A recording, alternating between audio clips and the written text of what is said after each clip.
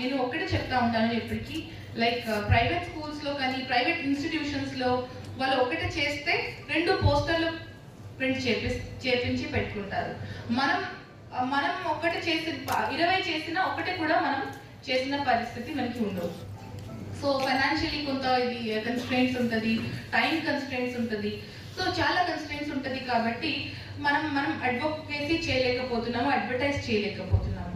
But that is also a great disservice. ఎందుకంటే మనం మంచి పని చేసి చెప్పకపోతే మన పిల్లలు, అంటే పేద కుటుంబం నుంచి వచ్చిన పిల్లలు మన దగ్గర రాకుండా ప్రైవేట్ స్కూల్స్కి కొన్ని మంచి ప్రైవేట్ స్కూల్స్ ఉంది, కొన్ని sub standard poor quality private schools కూడా ఉన్నాయి. కానీ ఒక అపోహాలకి గురి అయిపోయిన పిల్లలు పేరెంట్స్ ఏంటంటే గవర్నమెంట్ స్కూల్ బాగాలేదు కాబట్టి ఒక నర్సరీకే ముందు, అంటే అసలు క్రష్ లెవెల్ నుంచి ప్రీ ప్రైమరీ లెవెల్ నుంచి ప్రైవేట్కి పంపిస్తున్నారు. టీఎల్ఎంలో నో కాస్ట్లోనే చేయాలంటే సాధ్యం కాదు.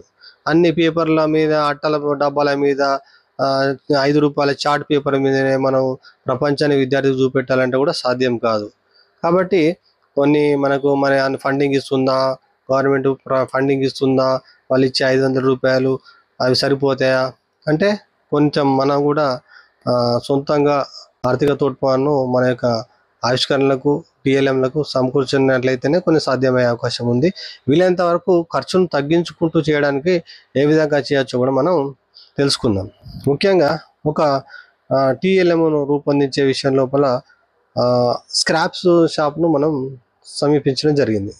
ఆ స్క్రాప్ షాప్ లోపల మనం అనుకున్నటువంటి ఆలోచనకు తగినటువంటి ఒక పాడుపడినటువంటి ఒక హైడ్రాలిక్ చైర్, ఆ హైడ్రాలిక్ చైర్ యొక్క స్టాండ్ మాత్రం బాగుంది.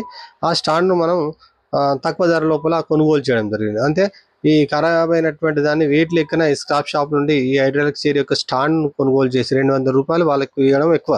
ఆ 200 రూపాయలు పెట్టి మనం కొనుక్కొని వచ్చినటువంటి స్టాండ్ని మనకు అవసరం, వెల్డర్ల సాయం అవసరం. ఆ వెల్డర్ల కోసం మనం అందరూ చెప్పినట్టు చేయరు, కొంతమందిని మనం సెలెక్ట్ చేసుకొని చెప్పినట్టు మనం వాళ్ళకి ఇచ్చేటువంటి పారితోషికాన్ని బట్టి వాళ్ళతోటి ఆ స్టాండ్ను వేస్ట్ భాగాన్ని కట్ చేసేసి ఆ స్టాండ్కు అదే స్క్రాప్ షాప్ లోపల మనం కొనుగోలు చేసినటువంటి 2 ఐరన్ ట్యాప్ పైపులను సేకరించి వాటిని మనం చెప్పినటువంటి సైజుల్లో కట్ చేయించి ఆ వెల్డర్ల చేత ఆ స్టాండ్కి అమర్చి ఈ విధంగా దాన్ని మంచిగా రబ్బింగ్ చేసి దానికి మనం మెకానిక్ షాపులను కూడా సంప్రదించవచ్చు. ఆ మెకానిక్ షాప్లో కూడా బేరింగులు తీసివేయబడినటువంటి బేరింగులు ఉంటాయి. అంటే కార్ల లాంటి వాటి మెకానిక్ షాప్లో తీసివేయబడినటువంటి బేరింగులు అవి కొంతవరకు పనిచేస్తుంటాయి, కానీ బాగా స్మూత్ ఉండనప్పుడు కార్లు రిపేర్ వాళ్ళు తీసేస్తుంటారు. ఆ బేరింగులు వాళ్ళు కూడా స్క్రాప్కి అమ్ముతుంటారు. మనకు స్క్రాప్ షాప్లో దొరుకుతాయి, కార్ మెకానిక్ల దగ్గరికి వెళ్తే కూడా ఈ బేరింగులు దొరుకుతాయి.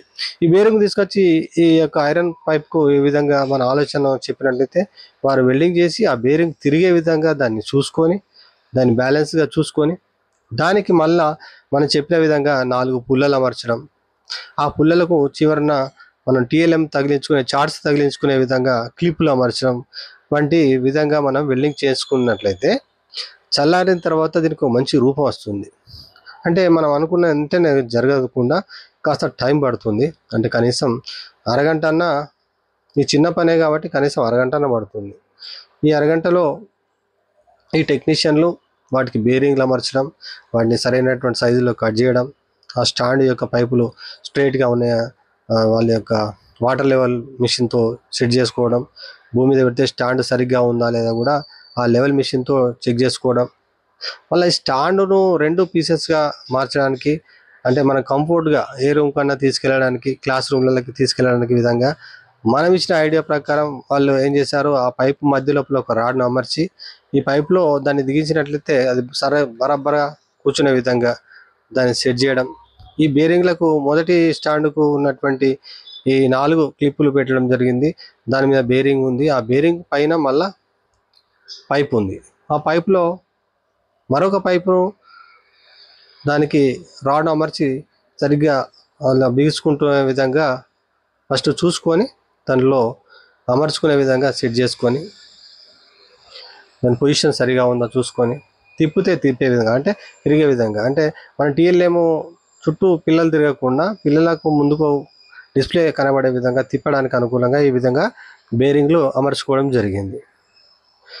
స్టాండ్ యొక్క కాస్త వంకరగా ఉండడంతో దాన్ని మరిగా వెయిట్ చేస్తూ దాన్ని స్ట్రేట్ చేయడం జరిగింది.